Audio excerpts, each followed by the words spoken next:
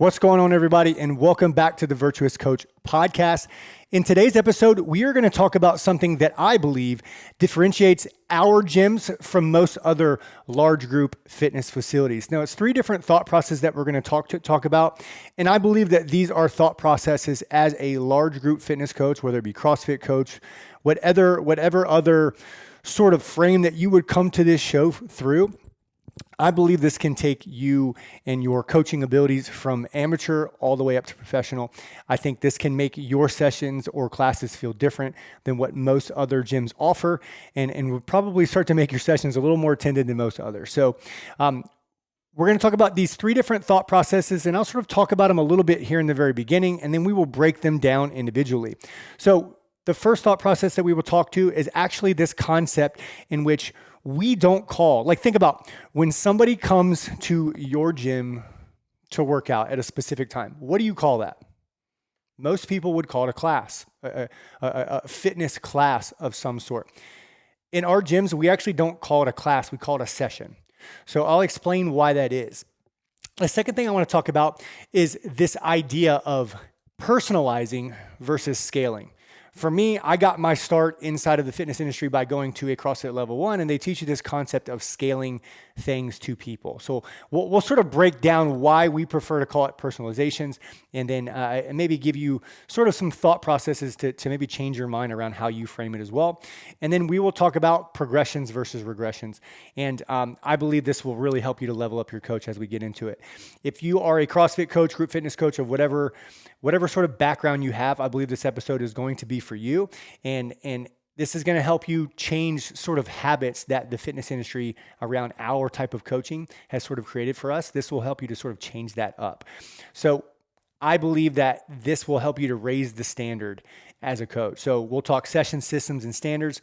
Let's go ahead and get into it. So the first concept that I want to talk about is this idea of sessions, not classes. So like I asked in the very beginning, when you think fitness class, what do you think?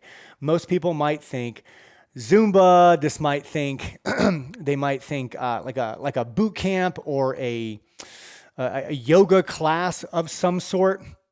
A class, I believe, creates the wrong frame of mind around your service and the thing that you are offering. I actually believe that it sort of downgrades your expertise as a coach. So a class is something that you just attend. A session is somewhere that you go and train. So a class can be led by anyone. Think of people who are just glorified timer runners or rep counters. And they just sort of like cheer and clap and run the timer for you. I believe that's sort of the class feel. A session, I believe, implies expertise. It implies structure, and more importantly, intention of the thing that you are going to. The reason why we switched it to session is because when we say session, when people are coming to work out with us, we don't say, hey, you're just going to show up to a class and work out. We look at it because people reserve before they come into sessions at a Virtuous Gym. We look at it as like you are making an appointment or a workout session with your personal trainer that you're going to get when you come in. So again, expertise, structure, and intention is what we are trying to say when we call it a session over calling it a class. I think when we hear class, that just implies that person's there to like cheer for you and to do things for you. And while I do believe that is sort of part of a coach's job and their list of things that they do inside of a session, I think it leaves out the part where you're actually supposed to help develop people. I think that we are both motivators and developers. We don't want to just be a motivator without the development part. A session is different. I believe that creates sort of this idea that these people are coming to your workouts to train. They are being coached by a professional and not a hobbyist, somebody that just sort of does this on the side. I think when we say session instead of a class, I think we are also implying that the thing that they are doing that day is part of a broader plan, a broader intentional direction in their fitness. And it's implying that their progress is intentional, it is measurable, and it is structured. If you want to elevate your workout experience or your gym or your brand or your coaching staff or whatever it may be, I think we have to start with language in the way that we speak about the things that we do. Because language, I believe, subconsciously or consciously, I believe that exudes expectation. That tells a person when they are coming to your workout or they are coming to your gym what they should expect when they come there. In our gym, our sessions are 60 minutes long. This is not just like 60 minutes of surviving, which is where we were for a long time when we were across the gym. Now we look at it as when you go to a class, you're surviving for 60 minutes. When you come to a session, you are developing strength, you're developing skills, you're developing capacity, you're developing confidence. That's the difference between a session over a class. I think it speaks to expertise and it implies value. And I don't know about you guys out there in the coach world. I want people to value my time. I want people to value the thing that I'm giving them. And I think it starts in the way that I frame it from the very beginning. So when people on my team, when they keep calling our workouts classes, I will often correct them. Like, you mean session? Because I'm trying to change the language around what that means, because I believe that the coach should be thought of as a professional. It's super common in the fitness industry for coaches to sort of be looked at as like second-rate citizens or maybe a little less important. I mean, just to simply think about it, I mean, coach listening to this right now, when maybe you work at like a CrossFit gym or another functional fitness style gym, some sort of hybrid training facility. Whenever you tell somebody like your membership is close to $200, they almost look at you sideways because they just can't understand how like getting trained by somebody could cost that much. But prime example is a number of months ago, my son had an injury playing football. And we took him to the ER, and we got the itemized list of all of the costs of things once his visit was over. And I think the crutches alone were like $150, and the entire couple hour stay in this emergency room cost close to $1,000. So I think the frame in which we as the professional coach think about ourselves and talk about ourselves, I think we have to continue to hold that line on the frame in which we think of our profession, because that will train our clients how to value that. And again, it's not just about specifically getting the person to value it, but you have to give the value in return so that you're not like false advertising. But again, we view the thing that we do as a personal training session in a group atmosphere. That's the way that we frame it with every single new client that comes in. And that's because we want them to think and know that we are going to give them value and intention inside of every one of their workouts. So that's sort of the first concept that I wanted to share. The second one, we think about in a group fitness workout, what happens in there. In a group fitness workout, depending on the size of the class that you are running, there's anywhere between, like on average, we'll see between 15 and like our cap inside of our sessions is 24. We'll see anywhere between, we'll say 10 and 24. So in that session, there is a ton of different experience levels. Now, inside of those class with all those experience levels, traditionally, if you think about like maybe the CrossFit mindset, which I guess is sort of the frame that I'm coming to this show through, the CrossFit style mindset is I'm going to scale everybody. I'm gonna just adjust the workout to a person. I think in a lot of those situations, what does scaling look like? Scaling looks like lowering the weight. It looks like maybe changing the movement. It looks like maybe cutting the repetition down, doing something and making it maybe easier, quote unquote. The problem is that scaling is not coaching. Scaling is compensation. And I think scaling can create two different types of clients. That can create clients who feel like maybe they're in the rear of the workout. They're like a less important person inside of that session. And I think that could also create people who think that they're the scaled version of the workout. And we just simply don't operate that way. I personally, as a trainer and as a gym owner, I never want to view the thing we do as like compensating for anything. We personalize, which means the workout isn't adjusted to match the When we personalize, we adjust the workout to the person that meets them at their level, but we are trying to maintain the intended stimulus of the session. And I can think of so many times in my young coaching career where I would scale a lot of things, and what I would end up doing would be completely changing the workout. I would remove the intensity from it. And gosh, there's periods of times where I had somebody squatting with a PVC pipe over a barbell because that's what I learned at my level 1. Now, I think there is some value maybe into doing some bodyweight things or maybe practicing that way, but I can't imagine how a person might have felt looking around and seeing everybody else in the room doing a front squat, and I've got them front squatting with a PVC pipe. I just don't understand at the time, and this was a little out of my spectrum of understanding. Like, why didn't I just grab them a dumbbell and have them do some goblet squats?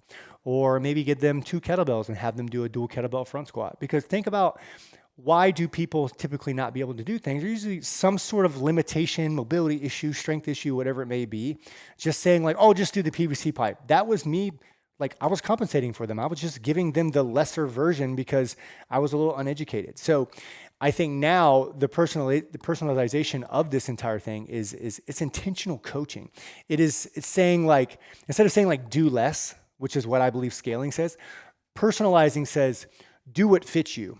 What fits you the best right now based off of where you are in your fitness journey. Scaling often is just like you're making the workout easier. And again, time and place for everything. But I think most of your time as a coach should be spent around making that workout fit the person perfectly rather than just making it a little easier. Now, sometimes you are making the workout easier for them, but a person's challenge inside of a workout is always going to be relative to them. So you just want to make sure that you are meeting them where they are.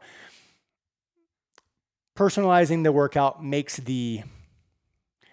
again, I talked about like it preserves the stimulus. It makes the athlete or the client feel like they're part of something rather than just sort of being brushed off to the side. So I think this is where like we talk about raising standards a lot inside of the gym, like holding the standard. This is a conversation we have all the time in Virtuous. This is where your standard rises. And I've got some notes here that I'll share with you guys. Personalization requires a clear understanding of movement progressions. We'll talk about that here in a bit. Personalizing requires a regression system that maintains purpose, which is the most important part of changing anything in a workout. Personalization requires a coach who understands why the workout exists. This is why it's so important for you as a programmer inside of a gym, or if you're at a gym and you have somebody else who programs the workout, your coaches have to understand like why that workout's there, what's the intention, where are we sort of going with it, where does it fit in the bigger, broader plan of the workout cycle. For us, every single cycle, we give sort of an explanation overview, and then every single workout we have has a voice memo or a workout explanation that sort of explains what it is. And I think that helps a coach in a session to be able to personalize the workout better to their clients and to truly give that personal training in a group atmosphere mindset that we are trying to approach our workouts with. Next, a personalization requires a training environment where everyone has a place on the map.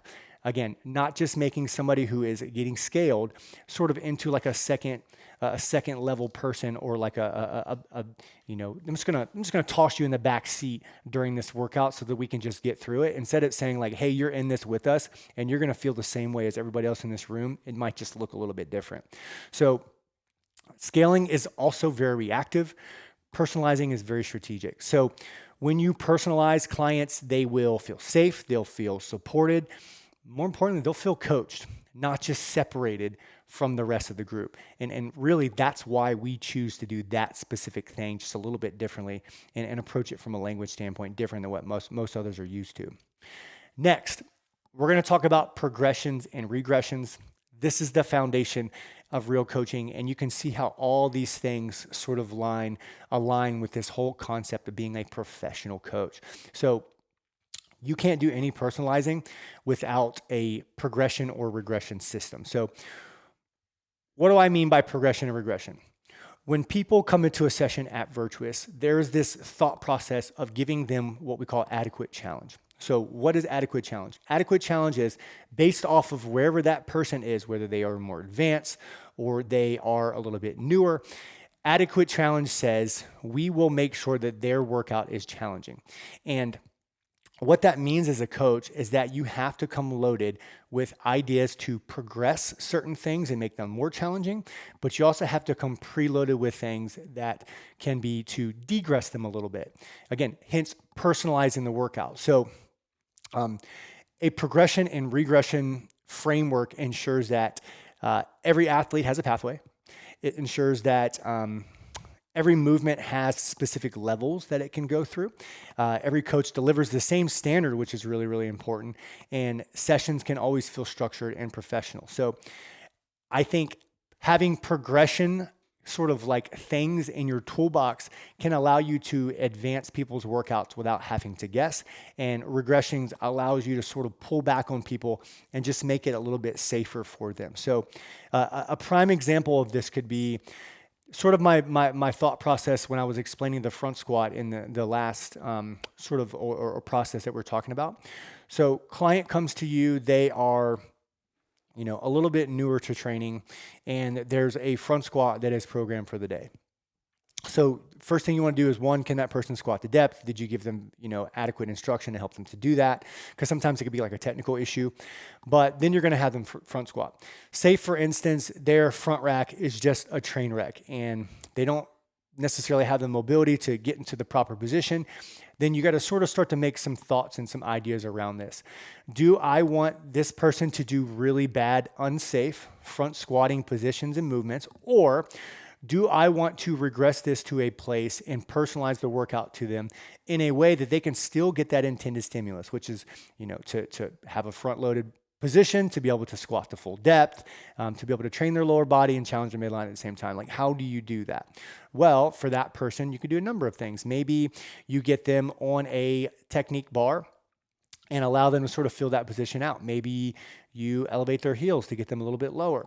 Maybe you use like lifting straps to get them in a good front rack position. Maybe you put them on a dual kettlebell position so they can have and work on that front rack. Maybe you have them do a goblet squat. There's a lot of different ways that you can meet that new client where they are. Now, on that same coin, maybe you're coaching a conditioning workout and the barbell loading that is called for in that workout is a little bit on the lighter side. You can make that judgment as a coach to where, hey, I'm going to increase your load today. I'm going to increase your repetitions. Maybe I'm going to have you do a hang clean over a front squat. Like, there are different ways that you can progress that person, that advanced athlete that would maybe blow through that workout with no challenge. There's a place where maybe you could meet that person where they are and ensure that they get a great training session. This is what makes a training session feel individual. This is what separates a great group fitness class to like an amateur one, or one that is just like, meh. I mean, who would want to be a part of a gym or coach a session that people would leave and be like, well, hey, how was your time today? How was your workout? And you're like, meh, it's okay. I want people to leave our sessions and be like, man, that was incredible. I got an insane workout. Like, I feel so good when I left. Man, I'm feeling ready for tomorrow. Like, that's the type of environment that we are looking as professional gym owners and professional coaches. That is the environment that we are trying to create, because we don't want, as coaches, to be scrambling on the floor. And more importantly, as owners, we don't want our coaches scrambling on the floor. We want to be prepared with ways to make workouts adequate and ways to tame the workout down a little bit. So I think it's important as owners that we build this system for people. We have lots of conversations. We do a thing every 2 weeks. We call it CPD, Coaches Personal Development, where we discuss all kinds of things around just personally developing as coaches. And that those types of meetings allow us to level up our team and allow maybe that junior coach to sort of learn some things that he didn't know, so that they didn't know, so that when they come to session, they are prepared for any sort of particular scenario they might find themselves in. That's professional coaching. So what do all these things look like in practice? So traditionally, a group class, you'll just see a lot of chaos. You'll see some people modifying, you'll see some scaling, some people lost, some people overwhelmed. You'll see a coach that's sort of just bouncing to and from the entire time. This is like plugging holes basically in a sinking ship. But when we look at it through a professional lens and we come to it and we're looking to personalize workouts, not just sort of get through them, when we look at ways that we can progress that advanced client, pull back on maybe the newer client, that session starts to turn into like a unified training experience. It makes the coach look like they're leading instead of just kind of holding on to that bucking bronco. It lets that client know that they're exactly where they belong that day and that they're meant to be there. They're meant to be there to get better. It helps them to understand the standards that they are trying to shoot for. It ensures that everything we do is purposeful and that clients are just getting a lesser experience, if you will. And I think if you build a facility around training that way, it helps you from preventing, or it will prevent your facility or your gym or your workout experience from being like just chaos management. I mean, who wants to be part of something where you feel like you're just managing chaos all the time? Now, I'm not going to say that we never feel like that. Sometimes workouts will sort of get to that sort of realm, but I think we want to do everything we can to avoid that as much as possible. So if you are a group coach, here's my challenge.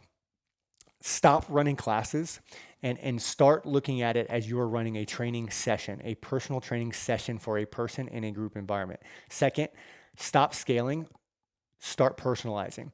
Lastly, stop relying on just improvising workouts, but come ready with progressions and regressions every single day so that you can meet your client where they need to be and give them that adequate challenge that they need inside of that workout session. We have to elevate our language, we have to elevate our structure, and we have to make sure that we are very intentional around the thing that we are delivering on the floor to people that pay us good money to come there and to get better. I spoke in the last podcast about how important it is to understand that you are taking somebody through a life-giving transformation, and it's important that you are looking at it through a professional lens so you can deliver on the thing that you promise.